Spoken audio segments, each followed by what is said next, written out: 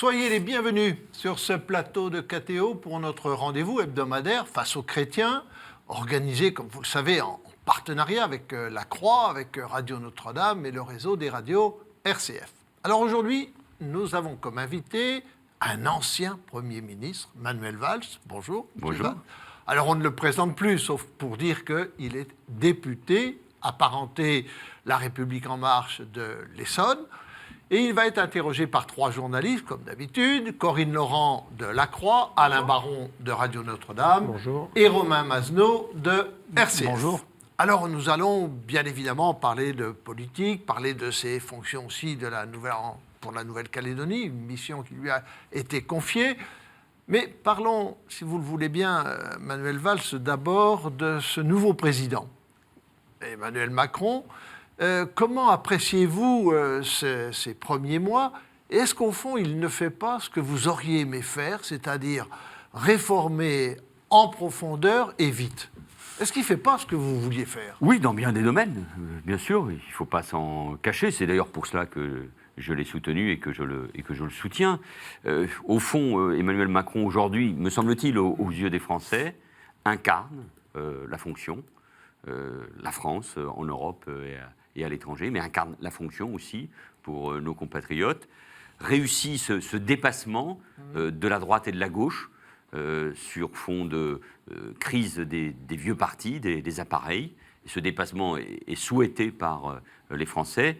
Et puis, au fond, il fait ce pourquoi il a été élu, c'est-à-dire des réformes. Après, ces réformes peuvent être critiquées, pas appréciées sur tel ou tel aspect de la part des Français, mais il a été élu pour cela, pour le dépassement du clivage traditionnel entre la droite et la gauche, et pour réformer. Et donc, il me semble qu'au cours de ces premiers mois, il met en œuvre le mandat pour lequel il a été élu, réformer. Mais est-ce qu'il y a des blocages qui existaient de votre temps qui ont sauté? Oui, bien sûr. D'abord, le blocage lié au débat, au clivage ancien entre les formations politiques, aux difficultés dans chacune des formations politiques. En tout cas, c'était le cas pour la mienne, le Parti socialiste à l'époque. Et puis, le mandat est clair. Et je pense qu'Emmanuel Macron le sait. Il doit réformer. Dans un moment où le pays va mieux sur le plan économique, c'est dû à la croissance mondiale, européenne, et aussi aux réformes que nous avons menées, notamment à partir de 2014, qui ont libéré davantage l'énergie de nos entreprises, qui ont favorisé l'investissement, d'où le niveau de croissance que nous avons aujourd'hui. Mais les Français attendent aussi des réformes pour débloquer le pays, qui a incontestablement des atouts. Alain Baron, de Radio Notre-Dame. Une question, Alain. Monsieur Valls, une question toute simple. Vous êtes un élu de longue date. Vous siégez maintenant dans le groupe En Marche, un groupe très important, un peu turbulent, avec beaucoup de néophytes. Vous êtes à l'aise dans le groupe? Oui, d'ailleurs, il n'est pas aussi turbulent que cela. Les différences entre le point A et le point B au sein du groupe sont moins importantes que celles que j'ai pu connaître au sein du groupe socialiste dans la législature précédente. Les différences que je pourrais avoir avec des députés d'En Marche sont beaucoup moins importantes que celles que j'ai eues avec ce que l'on a appelé les frondeurs. Et puis on a beaucoup glosé il y a quelques mois, l'été après les élections législatives, sur l'inexpérience de ces députés. Il faut reconnaître qu'ils travaillent bien, ils sont très présents, notamment grâce à une loi que j'ai portée, la loi contre le cumul des mandats. Donc il y a une plus grande présence des parlementaires, une volonté aussi de bien faire. Et donc oui, moi je me sens à l'aise dans ce groupe, avec l'expérience qui est la mienne, avec beaucoup de parlementaires que je connais désormais. Et certains d'ailleurs, pour beaucoup, venaient aussi, sans être des sortants, mais venaient aussi du Parti socialiste. PS, ouais. Une question de Romain Mazenot de RCF. Alors vous n'êtes plus au Parti socialiste, mais j'imagine que vous ne vous désintéressez pas de ce qui s'y passe. Qui est responsable de l'état de décomposition actuelle du PS? J'imagine que vous allez me dire que ce n'est pas vous. Est-ce que c'est François Hollande, les frondeurs? Ah non, moi j'y prends ma part. J'ai été chef de la majorité, responsable socialiste pendant des années. J'ai fait le choix, en effet, de partir du Parti socialiste, mais c'est une responsabilité collective. Mais je crois que c'est aussi un mouvement historique.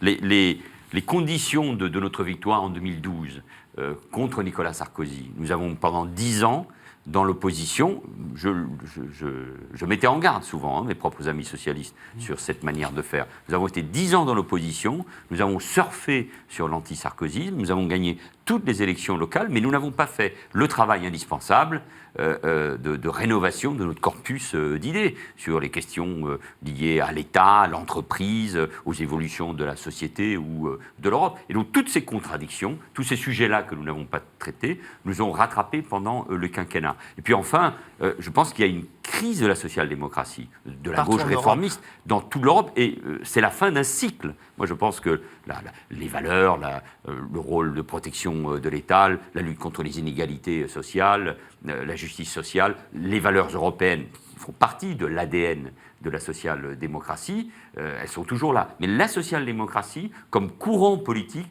me semble-t-il, a terminé son cycle historique. Il faut reconstruire autre chose, et ça, on n'y est pas encore. Mais quand vous regardez ce qui se passe en Allemagne, En Italie. en Espagne, en Italie avec les élections ce week-end, et puis bien sûr en France, et en France c'est toujours pareil, c'est une forme d'accélération, de radicalité dans la manière de changer les choses, avec un mode de scrutin, une élection présidentielle qui accélère les mouvements parfois de décomposition. Oui, je crois qu'on est à la fin de quelque chose. Je pense pour ma part que le Parti socialiste est mort en tant que tel. Après il y a des élus, il y a des militants, il y a des électeurs, il y a une histoire, c'est mon histoire aussi, mais le Parti socialiste a terminé son œuvre, son cycle, et je pense qu'il faut passer à autre chose.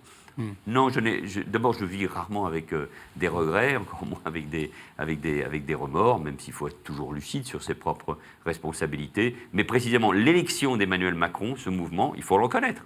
Il était plus libre que moi. Moi, j'avais cette histoire, cette pesanteur, cette appartenance à une formation politique sans doute que je ne pouvais pas quitter. L'élection d'Emmanuel Macron a provoqué un mouvement, à gauche comme à droite, qui, me semble-t-il, est salutaire, même si le mouvement de décomposition ou de recomposition, pour trouver un mot plus positif, est loin, me semble-t-il, d'être terminé.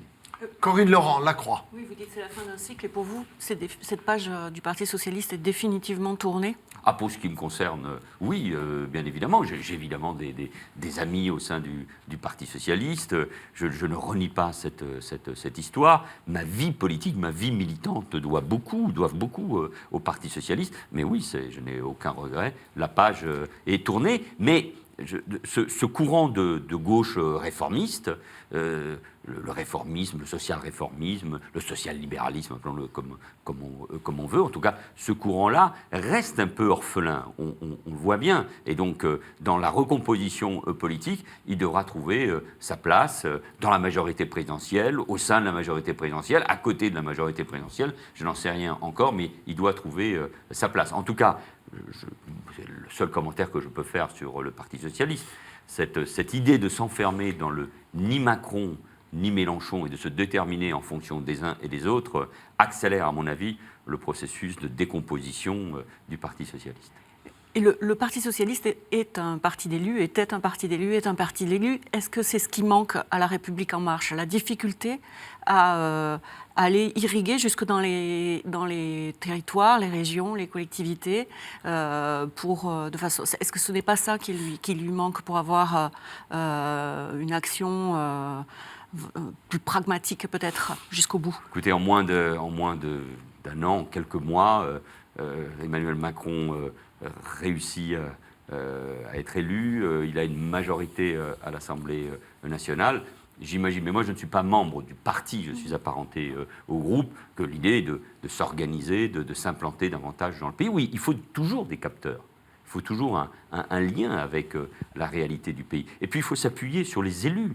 Moi, je n'adhère jamais à ce discours, d'abord parce que j'étais maire pendant des années, mais ces élus, très beau mot cette semaine d'Éric Orsena, qui a fait un grand parcours en France sur le rôle des maires, qui tissent le lien social, les maires des grandes villes comme des villages. Nous avons besoin de ces élus. Donc, tout pouvoir, malgré sa volonté de réforme et d'aller vite, doit s'appuyer sur ce que l'on appelle improprement des corps intermédiaires. C'est vrai pour les syndicats, c'est vrai pour le monde associatif, et c'est vrai aussi sur cette république des élus qui irrigue notre démocratie depuis des années. Donc moi, oui, je ne peux qu'encourager tous les nouveaux députés à s'appuyer, mais ils le font, à s'appuyer dans leur circonscription sur les forces vives d'un territoire.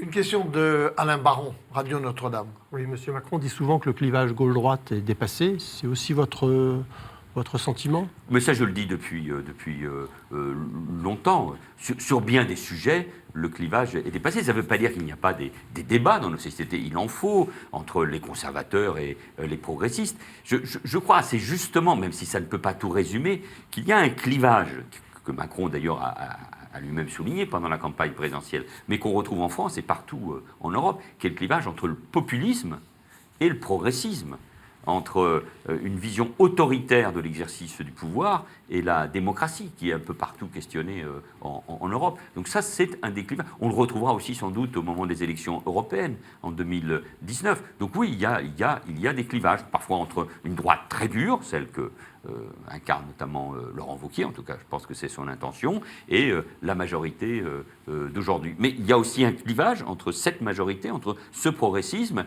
et un populisme de gauche et d'extrême gauche qu'on retrouve dans les personnalités de la France insoumise ou de Podemos en Espagne. Donc on voit bien que le populisme est sans doute le grand adversaire des démocrates et des progressistes.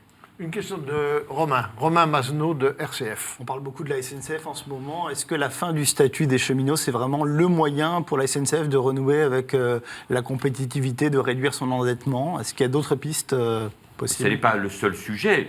J'ai, comme Premier ministre, fait voter une loi qui réformait déjà la SNCF. Et donc moi, je suis favorable à des réformes qui améliorent la compétitivité de cette entreprise, la qualité de service surtout. C'est vrai en Ile-de-France pour le réseau RER, c'est vrai aussi dans les régions. Et qu'on sorte de cette période, ces dernières années, on a fait ce tournant avec Guillaume Pepy et mon gouvernement, qu'on sorte de cette période de sous-investissement. Le TGV a été privilégié dans les années 2000. Il faut maintenant investir là où c'est indispensable, dans les réseaux des grandes métropoles, comme dans ce qu'on appelle improprement aussi et sur le statut des cheminots, petites lignes. Il peut y avoir des évolutions, mais moi je crois qu'il y a deux, trois conditions. La première, c'est que la SNCF reste un grand service public, que le gouvernement d'ailleurs rappelle.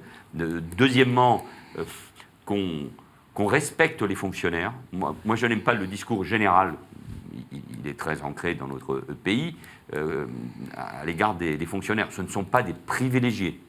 Ce ne sont pas des privilégiés, les fonctionnaires. Il peut y avoir des évolutions de statut par rapport à la rémunération, par rapport aux primes, par rapport aux retraites aussi, par rapport au type d'embauche. Ce débat, il est ouvert et moi je pense que les cheminots sont prêts à l'avoir. Mais la SNCF fait partie de notre histoire. La nation française, elle s'est construite.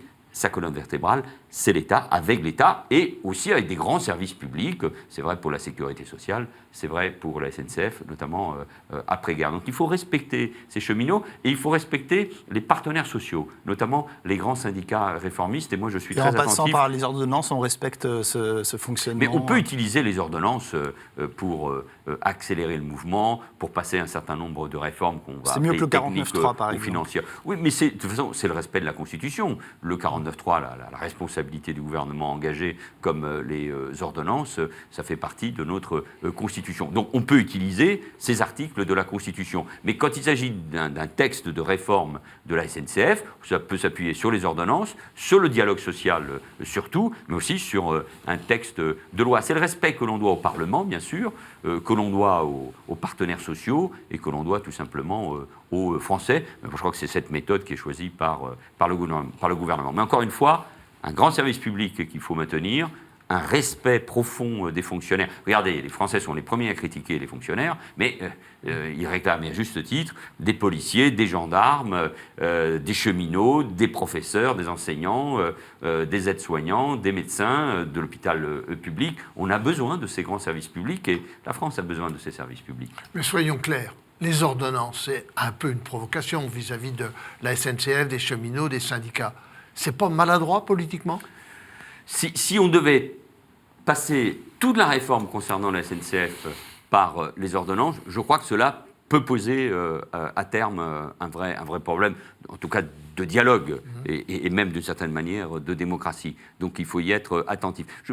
Il faut réformer, incontestablement. Il faut aller vite, c'est ce que demandent les Français, c'est ce que nous disions au début de notre discussion. Mais il ne faut pas brutaliser, il ne faut pas humilier, il ne faut pas donner le sentiment qu'on passe par-dessus les syndicats. Laurent Berger, pour qui j'ai beaucoup d'estime, le leader de la CFDT, disait il y a quelques mois, à juste titre, que les syndicats pouvait mourir. Il est parfaitement conscient que le syndicalisme, que les vieilles organisations syndicales peuvent être aussi peuvent rentrer dans cette phase de décomposition que les vieux partis politiques ont connue. Ça n'est pas l'intérêt du pays que de voir disparaître notamment des syndicats réformistes. La CFDT a gagné les élections et compte de nombreux militants. Le syndicalisme peut se réformer, mais tout gouvernement, à un moment ou l'autre, besoin de ses partenaires sociaux. Et moi, je salue les partenaires sociaux, les syndicats comme le patronat, quand ils accomplissent, quand ils réussissent des négociations concernant l'assurance chômage ou la formation professionnelle. Le dialogue, le contrat, c'est très important pour notre société et tout gouvernement doit respecter ce dialogue et ce contrat. Quand j'ai dû utiliser le 49.3, je ne l'ai pas utilisé contre les syndicats. J'avais le soutien des syndicats réformistes sur la réforme du marché du travail de la CFDT, la CFTC, l'UNSA. J'avais ces syndicats réformistes avec moi. J'ai dû l'utiliser parce que une partie de la majorité socialiste n'approuvait pas cette réforme et voulait même voter contre. Donc on a besoin de ce dialogue, on a besoin de ces syndicats. Pour être clair, ça veut dire que vous voterez les ordonnances Oui, mais moi, vous savez, mais si, c'est important de le savoir. Avec l'expérience qu'il a, c'est le compte. D'abord, attendons le contenu de ces ordonnances ou d'un texte de loi. Mais les ordonnances doivent être le fruit, ça a été rappelé d'ailleurs par le Premier ministre et par la ministre des Transports. Les ordonnances doivent être le fruit aussi du dialogue et de la discussion. Cette discussion, elle doit avancer vite. La SNCF en a besoin, mais elle doit être le fruit de ce dialogue et de ce travail avec les partenaires sociaux. Mais vous n'avez pas répondu à ma question. Est-ce que vous voterez les ordonnances sur la SNCF ? Moi, je suis toujours très loyal avec la majorité. Je ne vais pas faire à cette majorité ce que certains m'ont fait quand j'étais Premier ministre. Mais je souhaite d'abord que ces ordonnances soient le fruit de cette discussion avec les partenaires sociaux, avec l'idée de réformer en profondeur la SNCF. Chacun a bien conscience qu'il faut réformer la SNCF pour gagner en efficacité et en qualité de service. Corinne, Laurent, Delacroix. Vous dites que le contrat, c'est important, mais est-ce que la justice, ce n'est pas important aussi ? Le rythme des réformes est rapide. Est-ce qu'une partie de la France ne peut pas se sentir un peu oubliée, négligée, en particulier dans les territoires, en particulier les seniors ? C'est deux choses différentes. C'est quelque chose qui intéresse beaucoup les commentateurs, les journalistes, et je le comprends, sur le rythme des réformes. Il faut réformer, il faut continuer à réformer. Dans un moment où ça va mieux, où il y a davantage de croissance et de recettes, il faut mener ces réformes dont le pays a besoin. Encore une fois, c'est le mandat d'Emmanuel Macron reçu par les Français. Mais ce n'est pas parce que les choses s'améliorent sur le plan économique que la situation sociale s'améliore. Et on peut même avoir le phénomène inverse d'une certaine manière. Il peut y avoir tous les oubliés de la croissance, les chômeurs de longue durée, les jeunes sans qualification, les femmes, ceux qui vivent dans les territoires relégués, c'est vrai en milieu urbain comme en territoire rural, le sentiment de déclassement d'une partie des classes moyennes, bref, tous ceux et toutes celles qui auront le sentiment de ne pas bénéficier de la croissance et des fruits de la croissance. C'est pour ça que toute politique économique et sociale doit être en effet juste.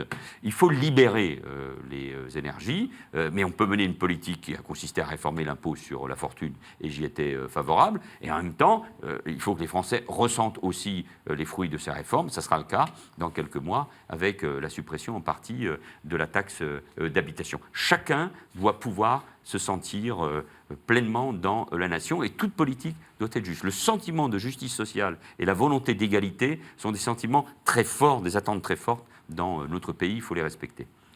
Merci. Nous marquons une première pause dans ce Face aux chrétiens et nous nous retrouvons dans un très très court instant avec Manuel Valls, ancien Premier ministre. Donc, à tout de suite.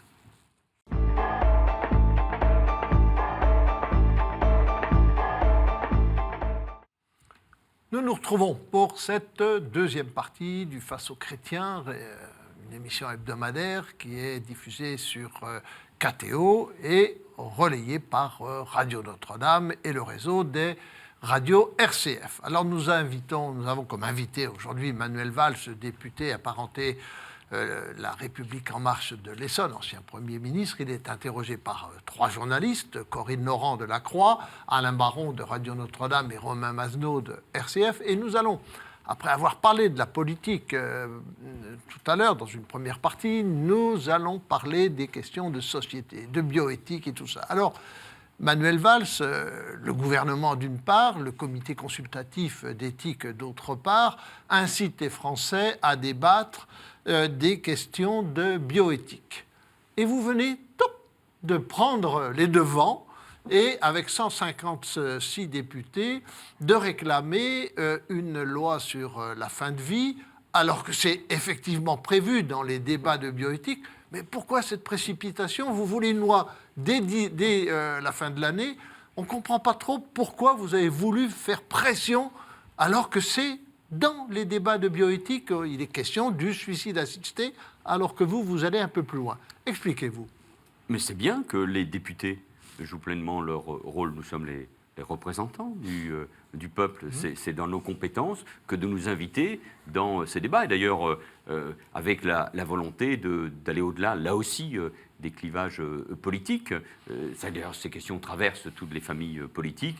Et quand nous avons eu à les traiter à l'Assemblée nationale, avec les 2 lois Leonetti, la première loi Leonetti, la deuxième loi Leonetti-Claes, quand j'ai moi-même proposé un texte de loi, une proposition de loi en 2009, quand je me suis exprimé comme Premier ministre en 2015, j'ai toujours rappelé que c'était important de trouver les voies d'un rassemblement, d'un consensus, et en même temps, il faut poser les termes du débat au moment où commence cette discussion passionnante avec le rallongement de l'espérance de vie, les progrès de la médecine, l'attente des Français sur ce sujet, notamment un sujet évidemment éminemment respectable, très douloureux pour les familles. À chaque fois qu'on parle de ces questions, ça soulève, et vous le voyez bien, vous, sur vos médias, beaucoup de questionnements, dans le respect évidemment de toutes les philosophies et de toutes les religions. Mais il faut aussi que les parlementaires, les responsables politiques, modestement, mais jouent pleinement leur rôle sur un sujet essentiel. Et Jean-Louis Touraine, qui est député du Rhône, avec qui nous avions défendu dans les années 2000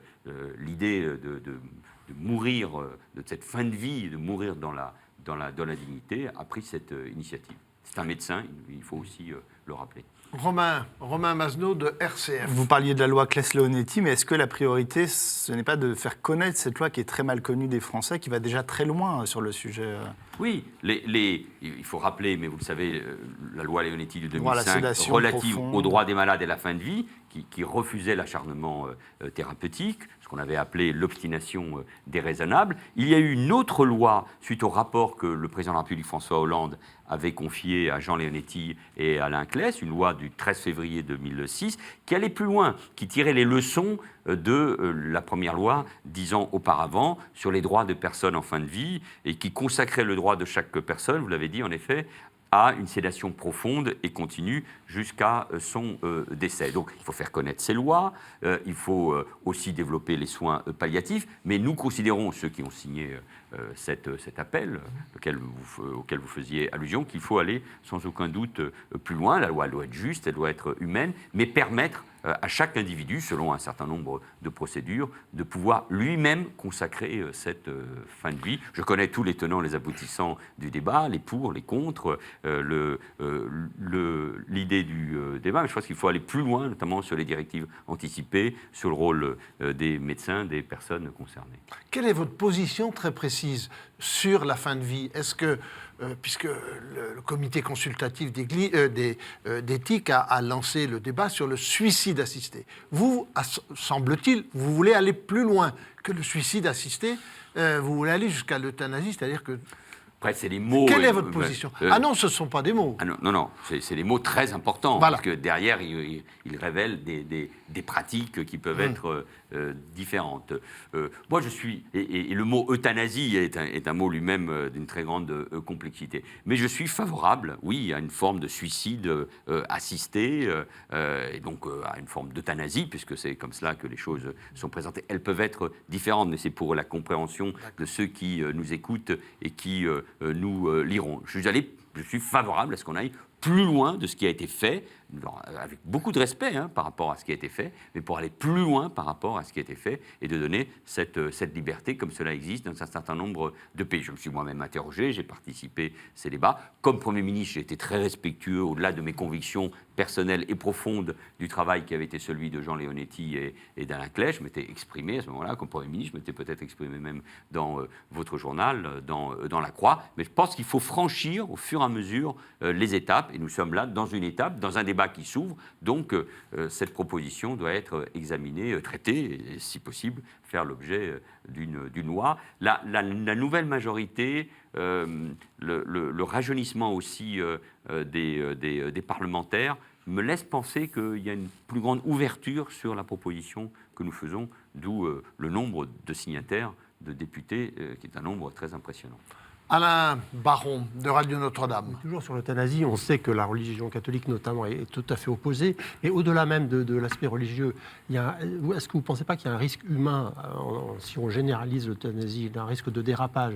Où seront les garde-fous? Il faut un encadrement, il faut des garde-fous. Et encore une fois, moi je respecte la position de tous. Il n'y a pas que des hommes ou des femmes liés à une religion qui peuvent être opposés à cette idée de suicide assisté ou d'euthanasie. Il faut être respectueux. Parfois d'ailleurs, on n'a pas suffisamment écouté les cultes, les religions, les philosophies, les oppositions. Au contraire, on a ce type de débat, on peut l'avoir. Peut-être on en dira un mot aussi sur la PMA. Donc nous sommes évidemment favorables à ce qu'il y ait des garde-fous. Mais nous voyons bien que ce qui a été voté jusqu'à maintenant, à 2 reprises, n'est pas suffisant. Et je sais bien qu'on nous dit, mais il faut davantage faire connaître la loi, la mettre en œuvre. Il manque, j'écoutais encore il y a quelques jours sur une radio des médecins qui disaient, mais il nous manque aujourd'hui du personnel pour mettre en œuvre les soins palliatifs, pour mettre en œuvre la dernière loi. C'est vrai, mais il y a une demande qui est plus forte, très humaine, qui n'est pas contestable, même si elle peut être critiquée, d'aller plus loin et de permettre à la fois le suicide assisté et l'euthanasie. Eh bien, c'est ce mouvement-là que nous demandons maintenant qu'il puisse se mettre en œuvre. Corinne Laurent, de La Croix. Sur les autres sujets de société, tels que la PMA, la GPA, avez-vous évolué également ? Non, sur la GPA, même si comme beaucoup, je me suis interrogé du fait des évolutions que nous connaissons dans le monde, des inégalités qui existent. Elle est interdite en France, elle existe en Europe, dans certains pays, elle existe aussi aux États-Unis.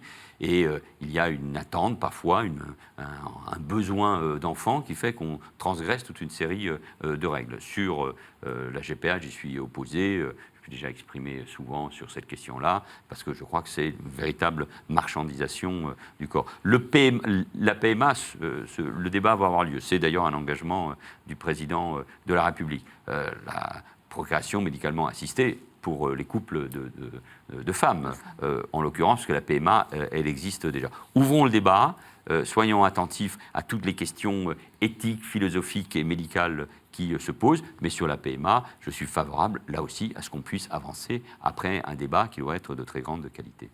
Romain Masneau, de RCF. Vous évoquiez la méthode. Vous trouvez qu'Emmanuel Macron a bien tiré les leçons de ce qui s'était passé au moment du mariage pour tous, où François Hollande était allé un peu en force, et que là, il concerte, il consulte les représentants des cultes, les représentants associatifs. C'est une bonne méthode? Sur des sujets un peu différents, je connais le débat sur le mariage pour tous, qui était un débat qui irriguait déjà notre société, qui a duré des mois par ailleurs au Parlement. C'était aussi un engagement de François Hollande devant les Français. Personne n'a pu être surpris. Oui, il faut évidemment cette méthode. Le comité consultatif d'éthique y participe et les Français doivent pleinement participer à ce débat sous toutes les formes qui existent et vous-même, bien sûr, y contribuerez. Mais je pense qu'en effet, c'est la bonne méthode et après, il faut trancher. Et quand on tranche, c'est là où forcément on fait aussi des mécontents. Ce sont des débats qui touchent toutes nos sociétés modernes et il faut les traiter avec beaucoup de respect des personnes, mais aussi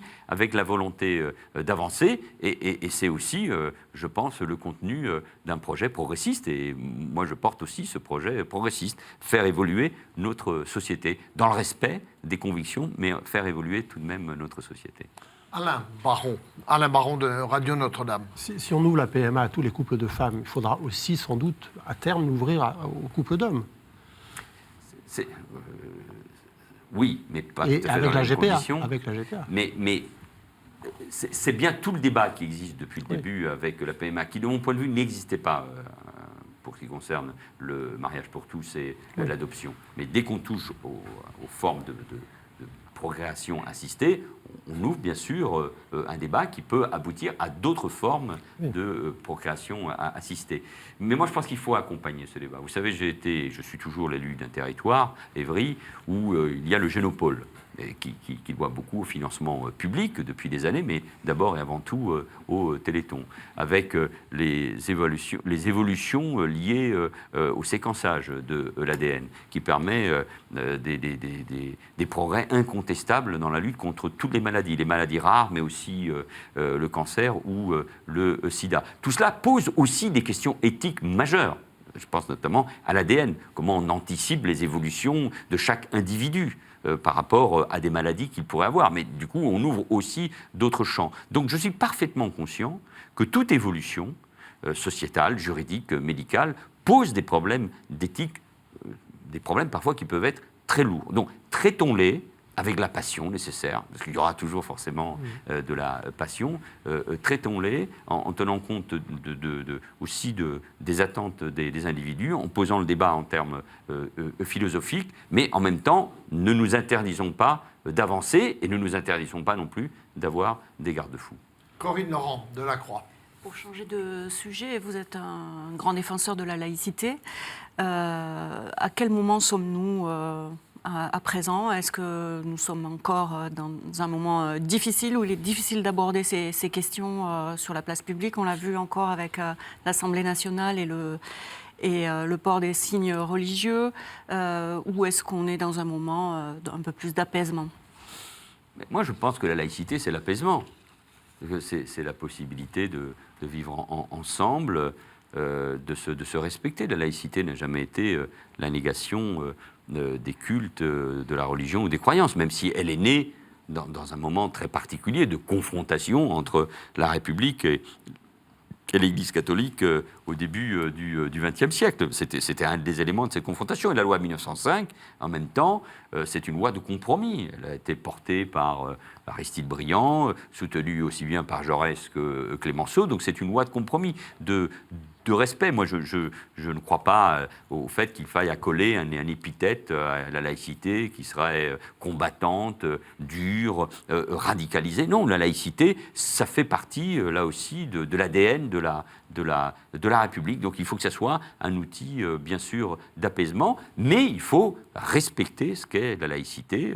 C'est vrai à l'école, c'est vrai dans l'hémicycle de l'Assemblée nationale, et c'est vrai d'une manière ou d'une autre dans l'espace public. Mais est-ce que les cultes aujourd'hui, par exemple, sont rejetés, niés, pas respectés? Non, très, très honnêtement, c'est ma pratique. Comme maire d'Évry, parce qu'il y a toujours une des plus grandes cathédrales, la seule grande cathédrale, construite au XXe siècle. Il y a une pagode, il y a évidemment la mosquée d'Évry-Courcouronnes, il y a des églises, des temples, une synagogue. J'ai toujours dialogué en permanence avec les cultes, avec leurs représentants, parce que c'est comme ça qu'on doit pouvoir avancer sur les sujets que nous venons d'évoquer, par exemple, ou sur la question terrible des migrants ou des réfugiés. Je l'ai fait aussi comme Premier ministre. C'est un pays, la France, qui se réclame à juste titre de la laïcité et des valeurs universelles, mais qui parle souvent de religion, et où le dialogue interreligieux, où le dialogue entre les pouvoirs publics et les religions est même institutionnalisé. Je vous rappelle que moi, tous les ans, comme Premier ministre, ça avait été une décision de Lionel Jospin, je recevais le culte catholique à Matignon. J'ai inauguré des mosquées, des synagogues rénovées, j'ai participé au jubilé de Notre-Dame. Le président de la République reçoit tous les ans les représentants des cultes. Ils sont très présents. Voilà, mais c'est ce dialogue, mais en même temps, il y a les règles. Et les règles, c'est le respect de la laïcité, qui pour moi est une valeur et un principe politique. Romain Masneau de RCF. La circulaire Collomb sur le recensement dans les centres d'hébergement d'urgence pour en extraire les sans-papiers, j'imagine que ça ne vous choque pas? Non, ce n'est pas pour en extraire les en tout cas, c'est les associations qui s'inquiètent de cela. Je rappelle que ça concerne et le défenseur du droit également. C'est-à-dire pour les fonctionnaires de l'État, qu'il ne s'agit pas de faire intervenir les forces de l'ordre. J'ai dit que je soutenais cette circulaire et que je soutenais Gérard Collomb, pas pas seulement parce que c'est un ami, un ancien socialiste, et surtout mais je le fais à un ministre de l'Intérieur, donc comme ancien ministre de l'Intérieur, il y a une forme de solidarité, mais je sais que la tâche est difficile, et je sais qu'il faut une politique, oui, qui est à la fois ferme, efficace, parce qu'il y a une demande d'efficacité. Ce qui ne marche pas, c'est que les déboutés du droit d'asile, ou ceux qui se retrouvent sans papier, sans titre de séjour depuis longtemps sur notre territoire, ne sont pas expulsés, reconduits à la frontière, et les Français ne le comprennent pas, et ça met même en cause, d'une certaine manière, le droit d'asile. Donc je soutiens Gérard Collomb et le texte de loi qui va être bientôt débattu à l'Assemblée nationale sur l'asile et l'immigration. L'asile, c'est un principe. Ça doit mieux fonctionner. Les procédures, nous l'avions déjà fait, doivent être plus efficaces pour que ceux qui ont droit à l'asile puissent être accueillis dans notre pays. Et pour ce qui concerne l'immigration, il faut maîtriser les flux migratoires et reconduire à la frontière ceux qui sont déboutés du droit d'asile ou ceux qui n'ont pas de titre de séjour sur notre territoire. Mais comment les maîtriser ? C'est toute la question. Oui, bien sûr, et dire que c'est une question simple serait évidemment absurde et mentir. Et nous savons bien que les flux migratoires, d'ailleurs les plus importants, ont lieu du sud au sud, et que tant qu'il y a des richesses d'un côté et de la pauvreté de l'autre, il y aura toujours des flux migratoires. C'est d'abord évidemment par une politique très puissante, un très grand partenariat, pas seulement entre la France et l'Afrique, mais d'abord entre l'Europe. Ça doit être sa priorité. La priorité de l'Europe, ça doit être plus que jamais ce lien avec l'autre rive de la Méditerranée et un soutien puissant au développement de l'Afrique, qui est pour nous le continent de demain, sur le plan démographique, mais aussi sur le plan géostratégique et sur le plan économique, avec un développement de l'Afrique, une croissance tout à fait incroyable et une jeunesse qui a soif, appétit de réussir. C'est une meilleure maîtrise aussi de nos propres frontières extérieures. Si l'Europe est attendue par les peuples, et ça sera le grand débat de 2019, c'est sur les questions de sécurité, c'est sur la lutte contre le terrorisme, c'est sur la politique économique, bien évidemment, l'investissement et la croissance, mais c'est aussi, évidemment, sur la sécurité. Des choses sont faites, c'est l'installation de hotspots, de centres d'accueil en Italie et en Grèce, et là aussi, de bien faire la différence entre ceux qui sont des réfugiés. Regardons l'horreur de ce qui se passe en Syrie, entre les réfugiés et les migrants économiques. Nous ne pourrons pas accueillir, en effet, tous ces migrants économiques. Et il faut avoir le courage de le dire, mais aussi, encore une fois, il faut que les moyens donnés aux préfectures, aux policiers, aux gendarmes, pour permettre cette reconduction à la frontière, soient assurés. Ce n'est pas un sujet simple, mais il faut l'aborder. Et ce gouvernement, d'ailleurs comme le mien, et là il y a une continuité, l'aborde, je crois, avec lucidité. Une question d'Alain Baron, Radio Notre-Dame. Oui, dans le dossier de Notre-Dame-des-Landes, le gouvernement a-t-il pris la bonne décision ? Une décision que vous auriez peut-être pu prendre vous aussi à votre époque. Vous étiez plutôt favorable, vous, à l'autre. Ah oui, non, moi j'ai dit que j'étais favorable à Notre-Dame-des-Landes, qu'après la consultation qui avait eu lieu avec une belle participation des habitants de la Loire-Atlantique et un résultat très net en faveur du oui, il aurait fallu évacuer vite après. Ça n'a pas été possible pour différentes raisons. Je l'ai toujours regretté, parce que c'était une mise en cause de l'autorité de l'État. Ce n'est pas un dossier facile, bien évidemment. Et j'ai regretté la décision du gouvernement concernant Notre-Dame-des-Landes. La décision aujourd'hui est prise. Je l'ai regretté parce que je crois que c'était une mauvaise chose pour le développement économique du Grand Ouest, et parce que d'une certaine manière, l'autorité de l'État pouvait être contestée. Maintenant, la décision est prise, il faut en tirer les conséquences, et c'est ce que demandent les élus du Grand Ouest, pour qu'il puisse y avoir une compensation. Et il faut expulser aussi tous ceux qui n'ont rien à faire dans la ZAD, comme on l'appelle, de Notre-Dame-des-Landes. Merci. Nous marquons une deuxième pause dans ce Face aux chrétiens et nous nous retrouvons dans un très très court instant avec vous, Manuel Valls, pour débattre avec nos trois confrères. À tout de suite.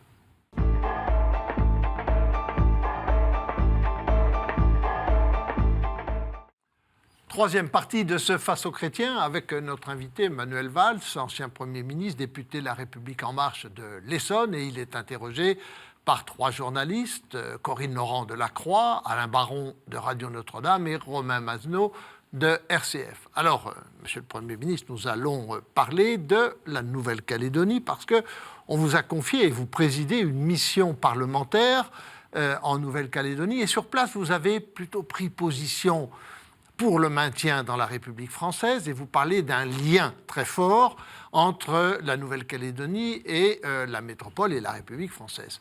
Les indépendantistes n'ont pas beaucoup apprécié.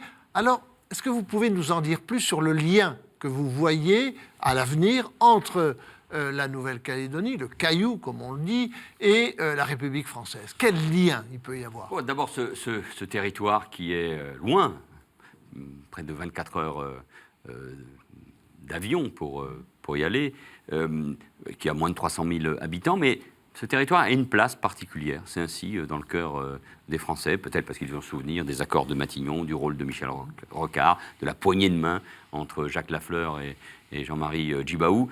Et puis après les événements terribles des années 80, et notamment d'Ouvéa, avec à la fois des gendarmes et des indépendantistes qui ont été tués. Tout cela a laissé des blessures très profondes. Et nous venons de passer 30 ans de développement pour le territoire, mais aussi, c'est très important, de paix. Et ça, il faut le préserver. Enfin, il faut rappeler que ce sont les Néo-Calédoniens, seuls eux, qui, probablement le 4 novembre prochain, vont décider de leur avenir. Ce ne sont pas tous les Français, c'est ainsi que le prévoit la Constitution, qui intègre un titre particulier pour la Nouvelle-Calédonie. Moi, j'ai exprimé évidemment mon sentiment. Quoi qu'il arrive, et quel que soit le choix des Calédoniens, il y aura toujours un lien. C'est l'histoire, cette histoire très dure de la colonisation. C'est pour ça que c'est le préambule des accords de Nouméa de 1998, voulu par tous les partenaires et par Lionel Jospin, prévoyait ce processus de décolonisation qui est unique, de rappel de ce qu'est l'identité du peuple premier, kanak, du peuple kanak, qu'il faut profondément respecter. Et quoi qu'il arrive, si les Calédoniens font le choix de rester dans la France, il faudra toujours respecter cette histoire, mais également le droit à l'autodétermination des Kanaks. Ce droit, il sera toujours ouvert. Mais moi, je souhaite que ce lien reste, que la Nouvelle-Calédonie reste en France, avec encore une fois le respect de tout ce qui s'est passé, parce que pour la Nouvelle-Calédonie, d'abord, qui a besoin de l'État, qui a besoin de la France pour son développement, mais aussi parce que la Nouvelle-Calédonie peut jouer un rôle et joue déjà un rôle important dans l'Océanie, dans cette région du monde, avec l'expansion chinoise. Il y a une attente très forte d'une présence française. Avec la sortie de la Grande-Bretagne de l'Union européenne, cette attente est encore très forte. Et prenez les pays comme la Nouvelle-Zélande et l'Australie. Une attente de qui? De France, de présence française, de lien avec la France. L'Australie et la Nouvelle-Zélande, il y a 30 ans, voulaient voir partir la France. Il y avait eu l'affaire du Rainbow Warrior, il y avait les essais nucléaires en Polynésie, dans le Pacifique. Cette histoire est derrière nous. Et ces pays qui construisent avec la Nouvelle-Calédonie et la Polynésie, qui ont par ailleurs des compétences particulières dans le domaine des relations économiques et de la diplomatie, attendent une présence de la France. Voilà, pour toutes ces raisons, mais moi je reste favorable à ce que la Nouvelle-Calédonie soit française, mais ce sont, encore une fois, les Calédoniens, au terme d'un débat qui commence, et notre mission a permis aussi de provoquer ce débat, qui feront ce choix très important pour eux. Il y a 20 ans, il a été dit qu'il y aurait un référendum. Le temps passe vite. Cette fois-ci, nous y sommes. Et quelques mois après, il y aura aussi des provinciales. Donc il faut que les acteurs politiques de la Nouvelle-Calédonie maîtrisent ce débat. Il y a des questions de violence qui sont aussi posées. Il faut que l'État réponde à ces questions. Et c'est ce débat qui s'ouvre désormais dans ce territoire cher à mon cœur. Corinne Laurent de Lacroix. Oui, justement, quel est l'état du débat en Nouvelle-Calédonie? Est-ce qu'il y a des fragilités à l'intérieur de chacun des camps, pro ou anti-indépendantistes? Est-ce que vous avez des craintes particulières avant cette consultation? Ce que j'attends des forces politiques, c'est qu'elles éclairent le débat.